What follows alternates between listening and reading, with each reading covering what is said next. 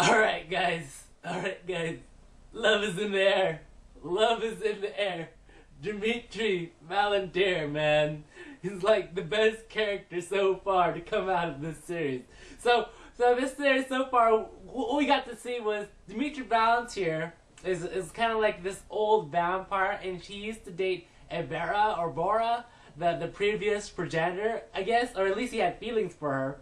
And he was like, Koji, man, you got her blood in you, don't you? He was like, you got some of her in you, right? And he was like, I guess, I'm the fourth progenitor and all. And he was like, alright, I used to date her, you know that? I want to continue that relationship. And he started coming closer, and he was like, whoa! Koji was like, whoa, man, back off, man. I don't go that way. And he was like, I don't care. You better come to me now. I swear, this is like the best setup for like the fan service of like the decade, man. So anyway, this episode, basically we get to learn that there's a terrorist organization called the Black Empire Death Group, or the Death Empire Black, whatever, that group, faction, is terrorizing the island. And they basically want to make sure that all these werewolves, these lycanthropes, are like the top of the mythical creature list. And they're trying to do that by getting this, I don't know, what is it called? Nalakabera? They're trying to get this artifact called Nalakabera and use it to like annihilate, everybody. Because this Nalakabera thing can like destroy civilization as we know it, by doing something that, no one knows how it even works. So, by doing something, basically. So, I mean, he learns about that. He also learned that Dimitri Valentir is here to, like, destroy this terrorist group.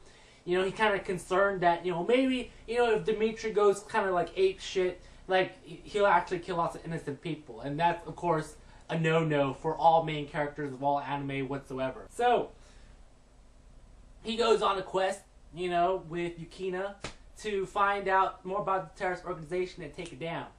And the rest of this series, the rest of the episode is just like him trying to figure that out, and Asagi being like freaking insecure about her position on the love scale. She's insecure, so it became like, her trying to like, booby shot him to death, Boobies, man, boobies. Can't resist the boobs. We also got to see a little glimpse of like what is to come. So apparently, like, she got sent a some sort of encryption or something like that to her computer, and I'm guessing what that was the actual like tablet, because there's a tablet that lets you use the Nalakabera, the artifact that kills like everybody, or the tablet that no one can decipher. And apparently, I think that's what she got sent. Like, she got sent like a random email or something like that. And she's like, what is this? And she's like, oh, you don't think I can decode this? I'll decode it. And so, I think she did.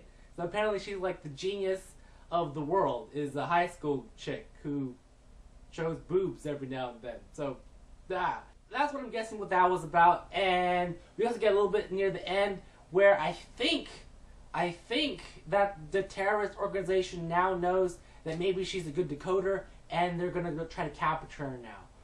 It kind of looks that way. So we're probably going to see like a Mario slash, Peach thing where, frickin' someone steals the princess and he's got to go save her. Aha! I see this coming. I see your plans. I see the plans. So we'll see if that goes that route. We also get to see another character. Yukina's best friend comes out of nowhere, and she's like, I think she's totally Yuri. So she's totally lesbian, man. She's totally lesbian, and she's like, fantasizing about Yukina like every other second, and it freaks her out to no end that basically Kyoji's sucked her blood. So she's like she cannot accept like Kyoji sucking her blood, and now she's all up in his business and trying to kill him. Which I'm like, I don't know.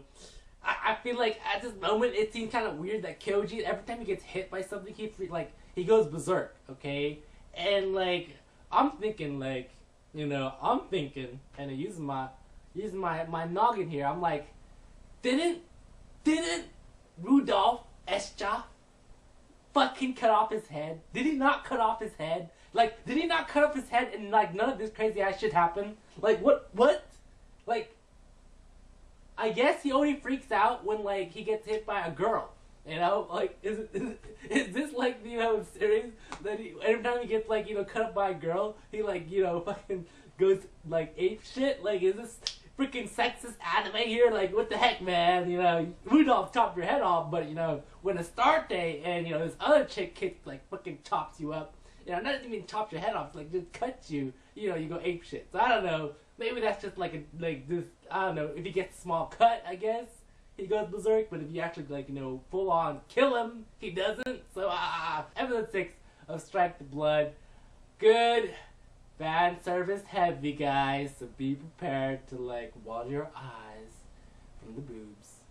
But, yes, good episode. Nice episode. Funny episode. And probably we're going to see next episode more of that action with the terrorist group. Kind of interested in the scene, though, because Dimitri Volunteer at this moment seems to be like a kind of like secretive vicious guy, because apparently you can like eat vampires, and when you eat vampires you like get their powers, and like Volunteer has eaten like some apparently high fucking level vampires. You know, what if Koji started like, you know, going eating everybody up? You know, what happens to him? I don't know. I mean, does it even matter? I mean, he's progenitors. I mean, yeah. Good. Alright, episode 7. Here we go.